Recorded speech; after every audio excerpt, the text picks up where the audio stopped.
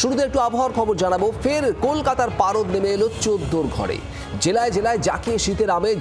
আগামী 7 দিনে তাপমাত্রার খুব একটা তারতম্য নেই। 1 ডিগ্রি সেলসিয়াসের মধ্যে ওঠানামা করতে পারে সর্বনিম্ন তাপমাত্রা। 7 দিন শীতের স্পেল চলবে। উত্তরে হাওয়া বইছে, আর তাতেই জেলায় জেলায় জাঁকিয়ে শীতের আমেজ।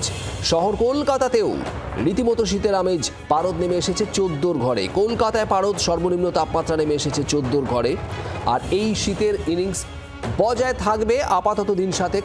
অয়ন ঘোষাল আমাদের প্রতিনিধি রয়েছেন আমাদের সঙ্গে। অয়ন, রীতিমতো স্বমহিমায় বলা যায় শীত এই মুহূর্তে। কলকাতায় 14 ঘরে নেমে এলো সর্বনিম্ন তাপমাত্রা।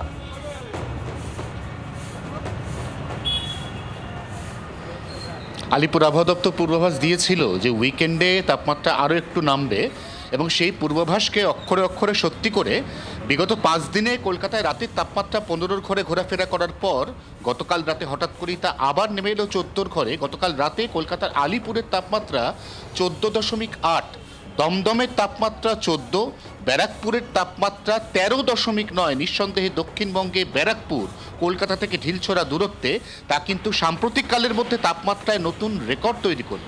পাশাপাশি দার্জিলিংয়ের কথা বলি 4.5, সান্দাকফু -1, টাইগার হিল 1।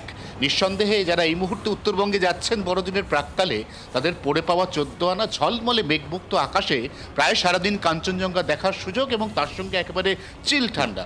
দক্ষিণবঙ্গের ক্ষেত্রে শ্রীনিকেতন ইতিমধ্যেই 9.5, যেটা বরাবরই ভালো পারফরমেন্স করে। তার পাশাপাশি কল্যাণীর তাপমাত্রা নেমে গিয়েছে 11 ডিগ্রির ঘরে। নিঃসন্দেহে গোটা রাজ্যে একেবারে কার্পণ্য না করে তাপমাত্রার পতনের মাধ্যমে শীত তার জাঁকিয়ে ইনিংস, ধুমধুমার ব্যাটিং সেটা করছে আগামী অন্তত 7 থেকে 8 দিন। এই পরিস্থিতির লক্ষণীয় পরিবর্তনের কোনো পূর্বাভাস থাকছে না অন্তত ডিসেম্বর মাসের 18-19 তারিখ পর্যন্ত। এভাবেই রাজ্য জুড়ে শীতের স্পেল, এমনটাই জানাচ্ছে আলিপুর আবহাওয়া দপ্তর। বাংলার আওয়াজ, বাঙালির আবেগ, জি 24 ঘন্টা।